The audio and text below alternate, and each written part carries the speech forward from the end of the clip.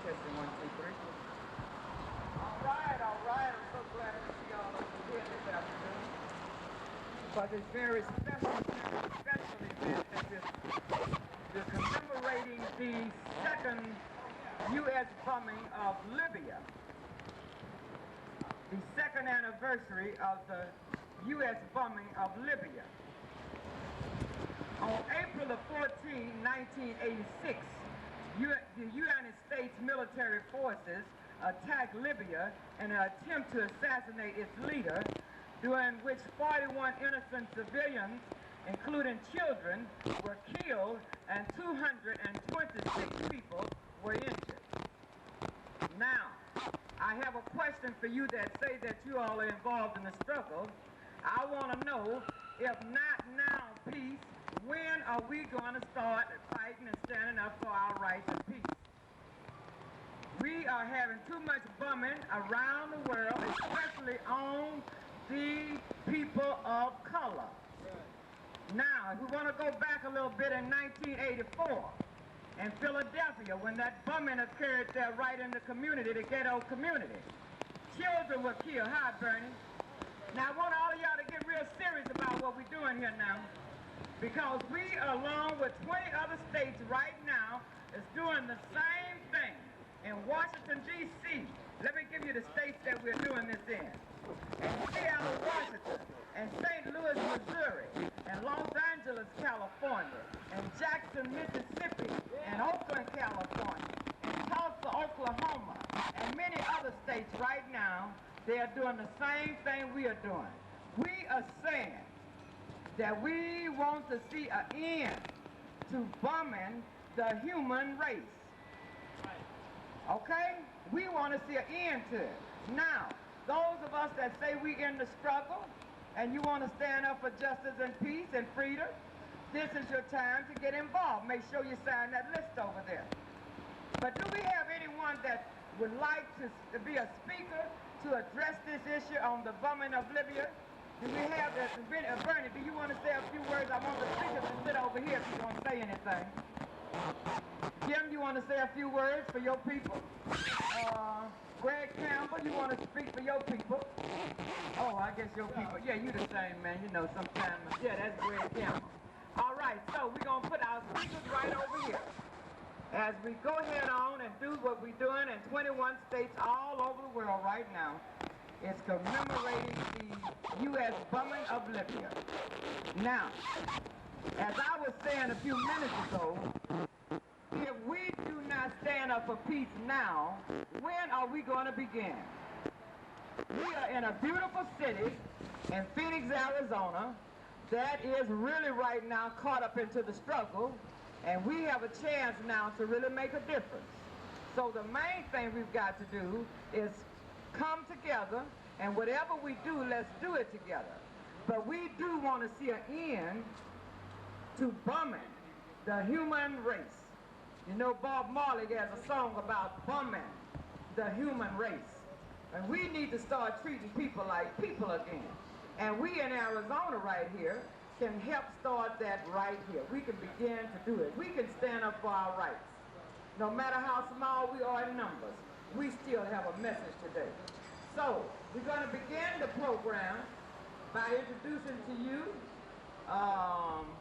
Greg Campbell, who is the chairman of the New Alliance Independent Party, third party, political party rather. Greg, will you come up here? All right, Greg. Let's give Greg a hand. Greg's been working real hard. Let's give him a hand. Now, you know, we do work hard. We're homeless, but we're not helpless. And, you know, we don't have much money or nothing. We don't have too many people that want to work with us. I don't know who this young man is, but I'm glad to see him. But we got to stick together. We got to let this city know that, guess what? We ain't going nowhere. We're not going nowhere. And every year, we're going to stand right up here in front of the U.S. Federal Building and let them know that this is the end of bombing for any human being. I don't care who and what color they are. We in Arizona going to stand up for our rights, okay? We have started, and we're going to keep on standing up. So now let's have Greg Campbell up here. You're looking good. All right, I got a message from Dr. Lenore B. Fulani. She sends this is our national spokesperson for the No Alliance Party. She says, "Greetings, sisters and brothers. I am writing to urge that you join with us in the April 14th demonstration for peace in Lafayette Park, just across Pennsylvania Avenue from the White House. April 14th, 1988. Will be 2 years to the day that the United States government bombed the coast of Libya and killed dozens of Libyan women, men, and children, including the baby daughter of Colonel Omar el-Gaddafi.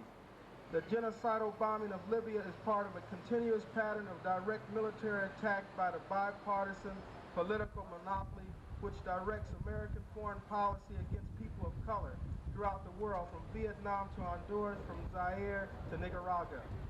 Neither the Democratic nor the Republican Party condemned the lawless and immoral act of genocide against the Libyan people. Neither party was willing to speak out against the CIA-inspired disinformation campaign carried out with the willingly complicity of the corporate-controlled media that justified the bombing as a retaliatory measure taken to punish Libya for the Berlin disco bombing in which American soldiers died. Nor has there been a public apology in the wake of the revelation that Libya played no role in the Berlin incident. The Republicans and Democrats who did not speak out in 1986 against the atrocities committed by our government have yet to do so, nor will they speak out against the injustices committed by the United States government against the Indian peoples of North America. They will not protest the crimes committed by the fascist governments of Chile and Guatemala against the indigenous peoples of those countries because their economic, political, and military interests, like those of Israel and South Africa, are linked to those of the United States corporate elite. But while the Democratic and Republican parties will not speak out against terrorism and injustice, the American people will. The black, Indian, Asian, Jewish, and poor white people of the United States need a means through which they can speak out and express their passionate desire for peace, justice, and progress. That is why I am running as an independent candidate for President of the United States. We can't be against militarism and vote for the parties of war. My campaign for president is not just about votes. It is a crusade for fair elections and democracy at home and abroad and for peace. Fair elections and opening up of the political process would place nuclear weapons, the Contras, and apartheid on the national political agenda. How independent candidates and holders of public office, those not beholden to the corporations that control the Republican and Democratic parties, would be free to make the Pentagon, the Contras, and the United States subsidize repression in the Caribbean, Latin America, and African national issues. And major party office holders would be forced to vote in accordance with the wishes of the constituents. My plan for 1988 is called The Two Roads Are Better Than One. It entails supporting Reverend Jackson in the Democratic primaries. In the event that he is denied the party's nomination, I am prepared to run as an independent who stands for pro-peace, inclusionary social vision of the rainbow. Why am I supporting a Democratic candidate at all? Because while Reverend Jackson may be running in the Democratic primaries, he is running in direct opposition to the white supremacist, pro-corporate, and anti-human social vision for which the warmongering Democratic Party stands, and so am I. In January, I became the first African-American woman ever to qualify for federal primary matching funds. Next November, I will be on the ballot in all 50 states and the District of Columbia, thanks to a nationwide ballot SS drive already underway, thereby guaranteeing that every vote in America will have the opportunity to vote for an independent black woman who stands for peace, for economic and social justice, for fairness and democracy. Join me on April 14th in protesting the bipartisan engineered bombing of Libya and in demanding peace. Join me in this critical election year in the struggle for fair election and peace on behalf of our people, all of our people. Sincerely, Lenore B. Fulani. All right. Yeah. Lenore B. Fulani. Now, did you all meet Lenore when she was here? Yeah. Man, that's some kind of woman, huh?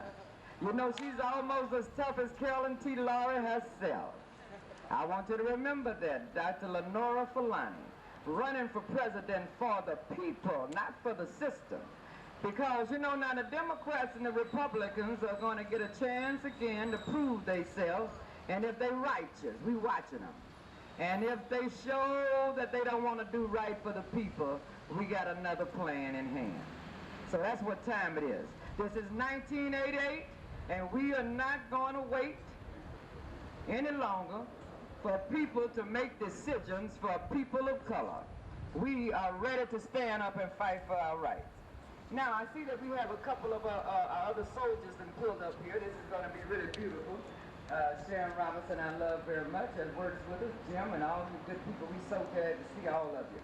And we have a gentleman here that's going to give us some good information because he has a personal contact with Libya. He's been there, he knows what's going on, and he knows what he's talking about. Me, I've only been here, and I know that what I don't like here, I don't like to see bumming of nothing, not dogs, cats, or nothing else. And I sure don't want to see no continuous bumming of the human race. But Jim is going to tell us a little bit about this horror thing, Jim Taylor. And then we got a Jim Morrow here. And I don't know who else may want to have a few words, but we're going to move right along because we want to get out of here in a few minutes. Because, come on, let's give Mr. Taylor a hand here. Mr. Jim Taylor. Thank you very much. I spent a lot of time in Libya. I know Colonel Gaddafi personally, and I'm sorry that we don't have a larger audience here tonight. I'm also very regretful that we do not have the television people nor the newspapers here to record what's going on, but you have to expect these things. We do have the police, and we welcome them. We're glad to have them here. I would like to speak just a few minutes about the historical and political reasons why the bombing of Libya took place. It did not have anything at all to do with terrorism, which allegedly was committed by either Colonel Gaddafi or Libya. The reasons why the Libyan cities of Benghazi and Tripoli were so devastated, bombing and the planes from England and the Sixth Fleet, is the reason for that has nothing at all to do with any possible atrocities or terrorism acts committed by Libya. Whenever President Reagan took office in 1981, he had the overseas branch of the FBI, the CIA, British intelligence, French intelligence, Interpol, the Italian Army intelligence, and every other serious intelligence service in the world, including Mossad of Israel, trying to find out some evidence, some small shred of evidence that Colonel Gaddafi or Libya had engaged in terrorist acts. And after 7.5 years of these finest in the world intelligence agencies searching all over the world for evidence that Colonel Gaddafi or Libya had committed acts of terrorism, they have not found one single shred of evidence to link Libya with any acts of terrorism committed anywhere in the world. Now, I know that President Reagan insisted that the West Berlin nightclub bombing, the Bell discotheque, was done by Libya. But the West German intelligence and the West Berlin police have already arrested a West German citizen, a girl, 28 years old. She's already been tried and convicted for that crime, and she had nothing at all to do with Libya, nor Colonel Gaddafi, or any Arab countries.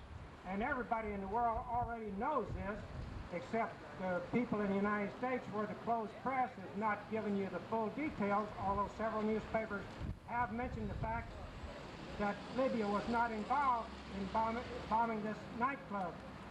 Now, when this happened, Larry Speaks, who was the press secretary to President Reagan, Larry Speaks, he got on the air and called a national press conference, and he said that he had radio messages that had been intercepted between Tripoli and the East Berlin People's Bureau of Libya, which serves as a small embassy in that city. But he said that he got this information from the Israelis, by the way, not a very reliable source. And he said that they had radio messaging intercepted between Tripoli and East Berlin with orders specifically to bomb the La Belle nightclub in West Berlin. But when the West German authorities heard about this, they called the White House immediately and they told them that this could not possibly be true because the Small People's Bureau in East Berlin had no radio sending nor receiving facility. And this would have been impossible to intercept radio messages because they didn't have any. So then Larry Speed called another press conference on national television, and he stated that he had been wrong in saying that radio messages had been intercepted. Then he put forth the idea that these were commercial cables, not radio messages. But I don't think that anybody is stupid enough to believe that if Libya were engaged in terrorist acts, they would send orders for such things through several countries in plain language and for everybody in the world to read it.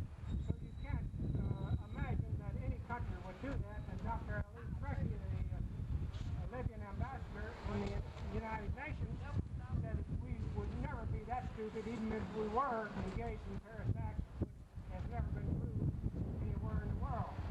Another thing I'd like to mention is that the Libyan embassy was closed in Washington, D.C. shortly after President Reagan took office. But that's not the beginning of the closure, because the Israeli embassy and the AIPAC in Washington, D.C. had tried to get President Nixon to close the Libyan embassy. But he didn't want to do that because he had no reason to do that. And then when President Ford took office, the same Israeli lobby in Washington tried to get President Ford to close the Libyan embassy. This didn't work either, so when President Carter took the Oval Office, they prevailed upon him with a meeting and asked him to close the Libyan embassy. None of these three presidents saw fit to do this because there was no reason to do so. But when President Ronald Wilson Reagan took office in January 1981, the same group that had paid a visit to the other three previous presidents with no avail, they came to see President Reagan, and he was more or less in agreement with them. So he closed the Libyan embassy in 4 days, and he never gave a reason for doing this.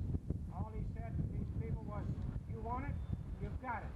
And when President Reagan makes a speech to the Israeli or Zionist leaders, like the World Zionist Congress, he always states that he is the #1 Christian Zionist of the world.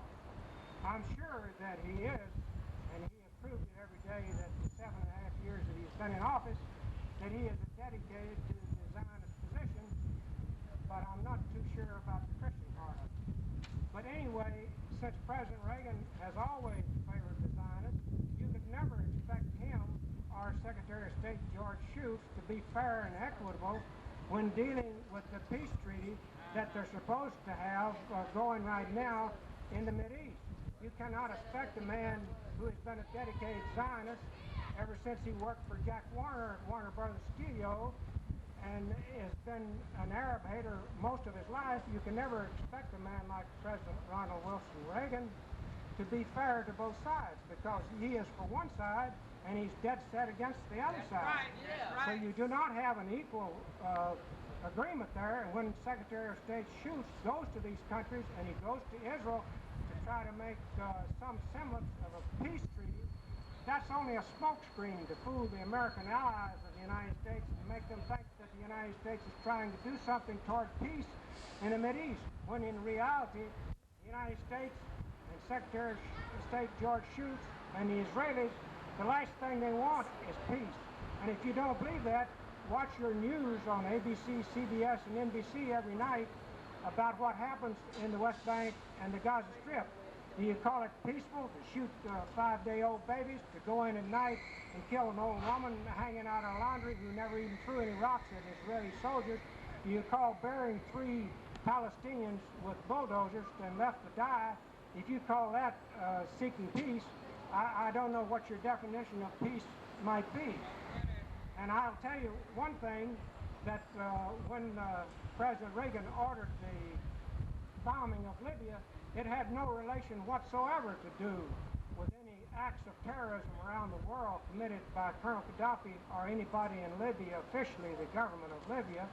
And if all these intelligence organizations that I mentioned in 7.5 years could not find one tiny shred of evidence that Libya was engaged in terrorism, it's not very likely that Libya is engaged in terrorism, is it? And whenever the hit squad scare in 1981 came about, and President Reagan got on national television and he said that he had direct proof that Libyan hit squads were coming across from Windsor, Ontario, Canada. They were coming up from Mexico to kill him in the White House, and the New York Times representative there asked him for proof of this. And President Reagan stated that proof would be forthcoming immediately. Well, that was in December of 1981.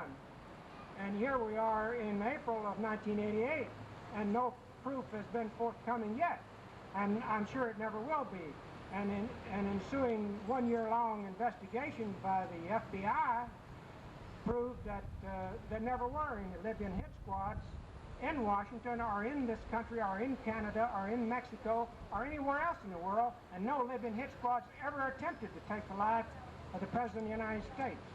And I'd like to say that I know we don't have a large crowd, but the few people here that hear my voice right now should be aware of the fact that not all the barbarians of history are found in the dusty books that you find on the shelves in the library. And one of those terrorists, and when you bomb Libya and you kill all these innocent people, it's no different from the people on the plane that's now in Algeria. They killed 2 people. But Mr. Reagan's bombs killed a lot more people than that in Tripoli and a lot more innocent people. I'm not taking up for the hijackers. I'm against all terrorism, American terrorism, Israeli terrorism, and Arab terrorism. But I can tell you that President Reagan's terrorism and the atrocities committed against the state of Libya are far greater than any terrorist act ever committed by the Arab people in the past 35 years. And if you think all the barbarians in history are just buried in the dusty pages of history books, you're wrong, because some of them are still alive. And one of them resides at 1600 Pennsylvania Avenue in the city of Washington, D.C. Thank you. Thank you. Thank you, Jim. Thank you, Jim. You know, now, Jim, are you going to join us? Did you give us your address and everything, baby? Because, see, what we want to do, you know, this is a challenge for us to work together. You know, we've been working together, some of us through the years, and we see that if we don't work together, our city and our state is going to be looking awful bad because we're not involved. See, we have a chance to really make a difference here in Arizona. Standing up for peace. If we don't stand up now, when are we going to do it? If not now, when? If not now for peace, when? So that's what we need to ask ourselves. All that bumming, and even though we don't have guns on one another, sometimes we act like that with each other. We've got to learn to put our arms around one another and work a little harder together here in 88 and 89 and on and on. So we're going to move on, and Jim gave us some beautiful information about the United States and how cold-blooded we get. You know, we're in everybody's business, and how can the United States be all over there doing that? And bumming and killing and taking care of everybody's business, and we over here homeless and hungry and everything else, and what's happening? I mean, what time is it? Are we going to stand up and do something about all this dumb stuff? I start to say a bad word. They call them bad words.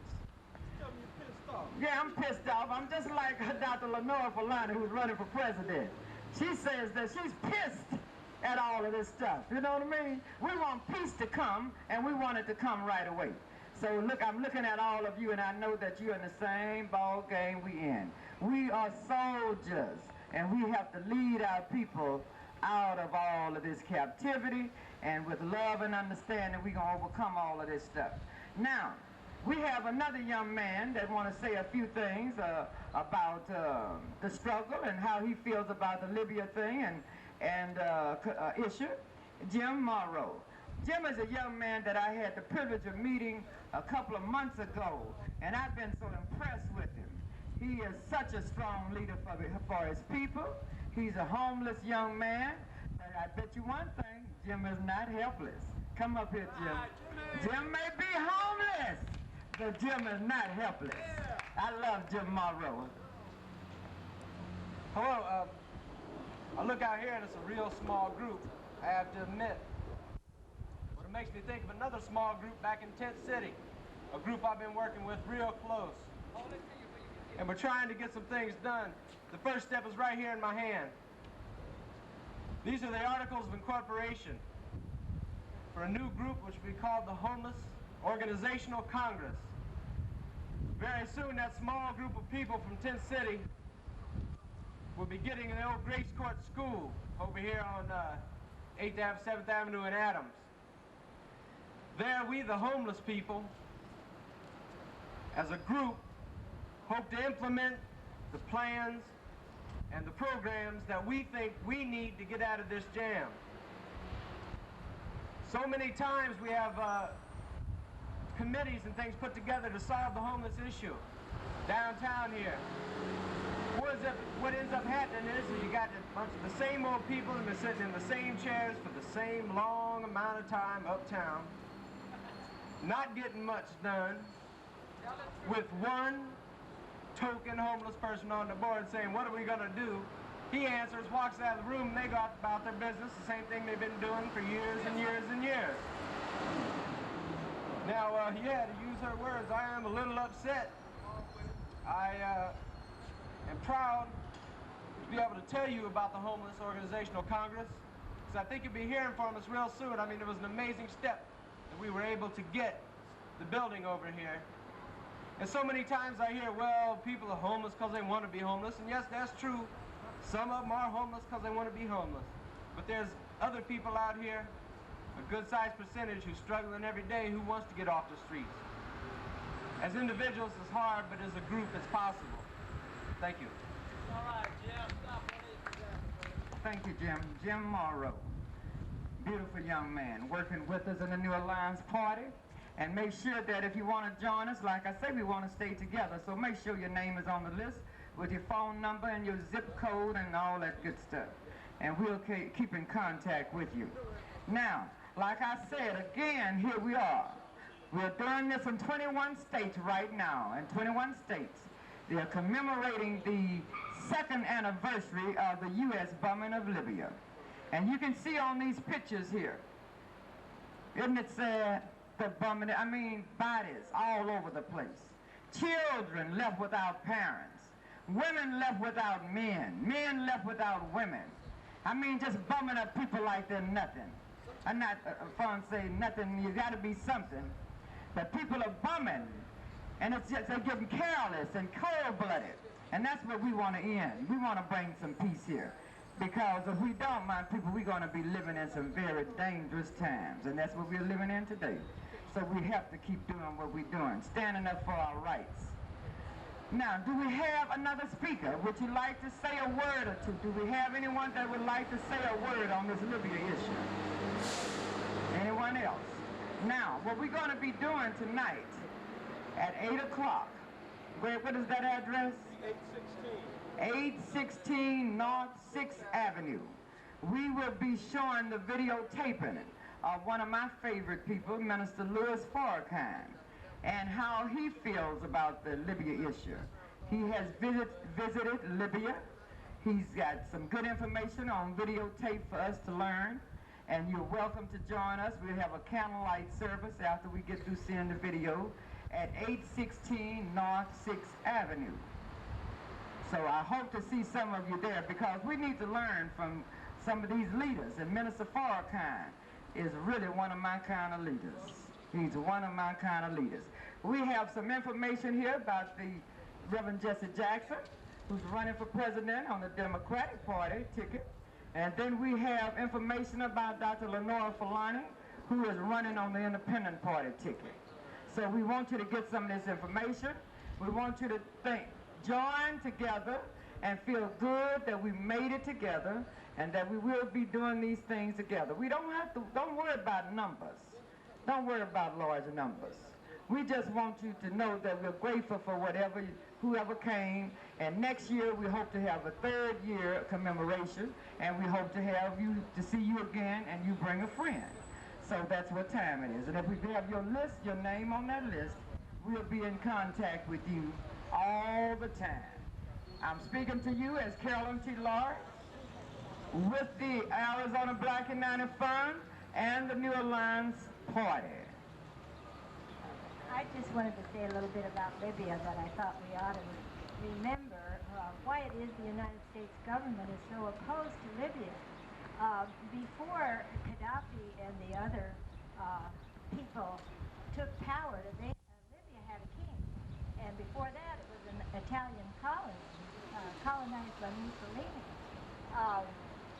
When they had a king, the ordinary people had nothing in Libya. After Gaddafi and the others took power, they used the oil. They took control of the oil of Libya and used the oil for the people. They used the oil to build apartments for the people in Libya. In Libya, they don't have to pay rent. Another thing, the reason the United States government opposes Libyan government is because the United States used to have the Wheelus Air Force Base there. And the Wheelus Air Force Base was the biggest base abroad, as big as the Clark Air Force Base in the Philippines. Well, when Gaddafi and the others took power, they asked the United States, and Great Britain too, to leave, to take their bases out. This is the reason that the United States has tried to overthrow the Libyan government for a long time. It's not just this last year or two. It's been going on for many years. And the reason is they would like to put in power another government that will allow the United States to bring back an air base there, and also allow the United States and British oil interests to take their oil and use it for the wealthy instead of for the people of Libya. So it is a broader thing that we have to remember why it isn't just President Reagan, it's the entire United States government that is opposed and is trying to overthrow the government. The whole U.S. government. So you see that we've got a job to do. And one thing about it, I'm so proud of us here. I know that we are doing a beautiful job. I can remember the times when we didn't know one another, we didn't know whether to say something to one another, but all of us are working together now, people of all colors, and some of us have really learned to really care for one another. Where we can pick up the phone and call and ask questions about each other's culture and get each other involved in each other's struggles. And that's when I know that we are coming together with love. And that's the only way we can do it, my friends. It's got to be a peaceful way, you know. We fight against police brutality, and we're just now getting the people to see that when we say standing up for your rights, we don't mean that we're going to pull out guns and sticks and try to fight against the police. That don't even make sense. But there are ways to do things that you can be heard. If you want to stand up and be heard for the truth, you better believe that there are ways to stand up. So we're very proud of our group, and we want to make sure that you keep in touch with us. We'll be with the New Alliance Party, and we are supporting Dr. Lenora Fulani in this presidential campaign. We're also supporting Reverend Jesse Jackson, and if he does not get the nomination, we, of course, will be supporting Dr. Lenora Fulani on the independent party ticket. And the 2 roads is better than 1 plant. We got a special treat here. We have Eric from South Africa wants to say a few words. So let's have a hand for Eric. Black people are killed like this, and it's kind of, it's not nice for everyone in the whole world. And I don't have much to say, but I'm trying to show all my brothers and sisters and see how there's really bad thing happening in Libya. Nobody likes to be like this, see one of his relatives like this. I got my relatives living in Libya, and it's sad. Seeing them like this, we don't like it. Thank you very much. Yeah. They say they don't like to see their people all spreaded out like this and hurting and the bleeding and all this good stuff. Well, I know, I tell you one thing, we got to stop it. We're going to have it stopped. And if you want to join the human race for the struggle, I want you to know that this is the struggle right here. I know I hear people always talking about Dr. Martin Luther King. And I love Dr. Martin Luther King because we're still trying to get that holiday right here in the state of Arizona. But what my people, what we seem to fail to see is that when Dr. King died, the struggle did not die. See, the struggle still goes on. So what we need to do is find out where's Dr. King right now, because Dr. King's body may be gone, but his spirit lives on. And so we have to keep right on following that struggle that Dr. King was fighting for then. You better believe that if you're in this race right here, you're in the right struggle. So we are right on the right track. And we love Dr. King and all of those that have fought ahead of us and have gone on. But my people, we've got to start thinking of the present struggle and getting involved because we are still here. We still got to make this thing work, you know? So do we have anyone else that have a peace message, or have a song message, or a dance message, or you want to do any little thing, we got a little time for you to be discovered now. You're right up here, looking here, where, man, you might wind up on the TV or in the Jet magazines. This is your chance. But if we don't have anyone else to speak, everything is on target. Fonz, we thank you for coming out and getting this history again for us. This history will be going right on into Washington, D.C., along with the other 21 states that are doing this right now, commemorating the 2nd anniversary of the U.S. bombing of Libya. So I thank you so very much. We invite you to join us at 816 North 6th Avenue to see the videotaping of Minister Louis Farrakhan speaking on the Libya issue. Thank you so very much now, and see you later. Okay,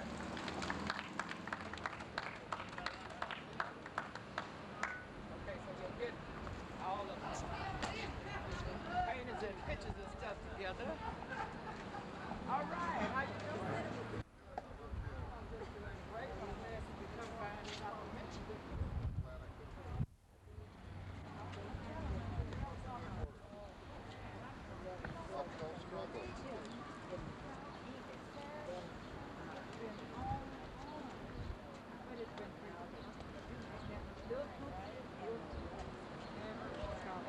In Mason, he's going here, going there, and it's little groups and songs. Maybe groups get together one